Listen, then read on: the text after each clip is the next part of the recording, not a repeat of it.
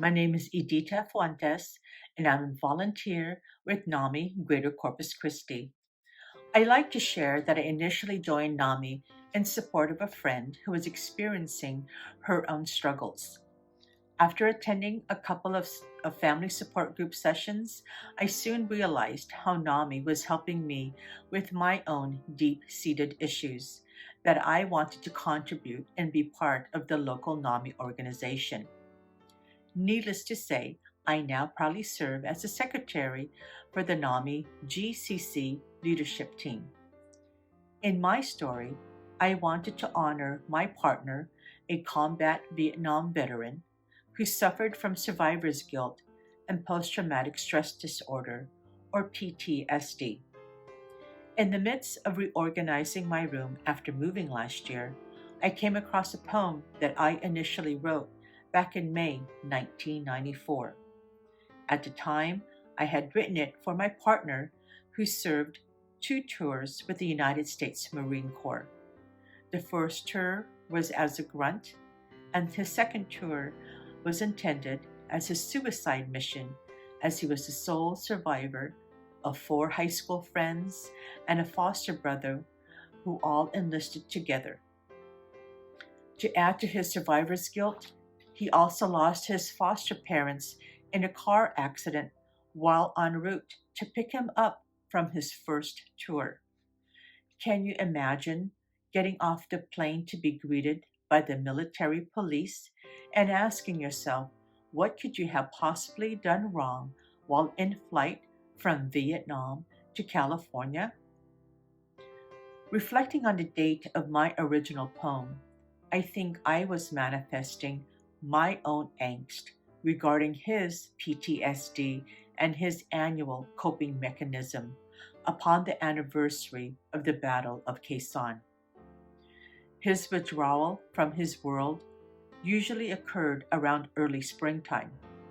This also coincided with his birthday in April, which were oftentimes very stressful. Being 12 and a half years his junior, I really didn't understand or know much about PTSD, although I've read and heard reports about it, especially concerning Vietnam veterans. Having gone through the mental health first aid training through NAMI, it truly hit home when PTSD was discussed in the training.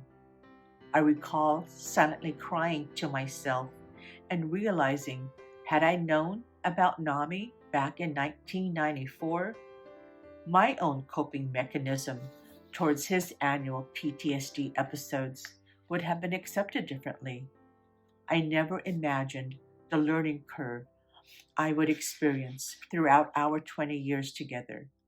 It was truly a kaleidoscope of life lessons and much love.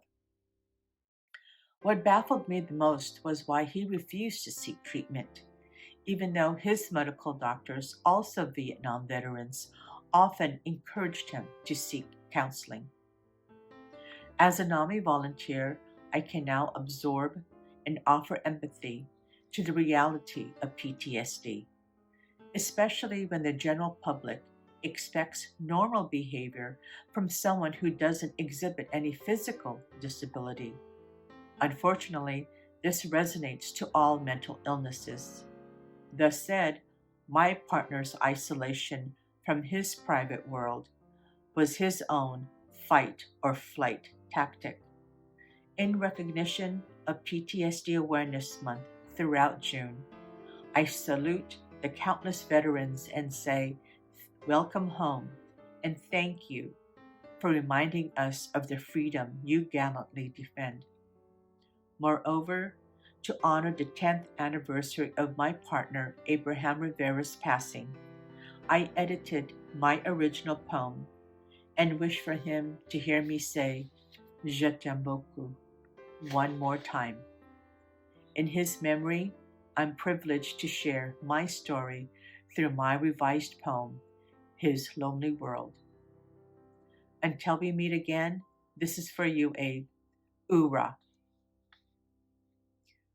I am a marionette in his lonely world, for I cannot grasp his deep affliction. During his times of torment, I fear to speak or console. I simply wait for his command. As he pulls my strings, I feel his anger. I feel his hostility. I feel his frustration. I feel such sorrow. Above all, I feel lost and helpless. I am left unguarded and defenseless. I have no shield to hide from, only open arms to hold him, along with tears which blind me. I wonder if he knows there's another world, one with a mosaic of colors and dimension, instead of only black and white, where even gray is allowed, that more than one answer can be given. Why must he always be in control? I ache to guide him with solace. I am a marionette in his lonely world, never grasping his meaning of truth, forever following his shadow.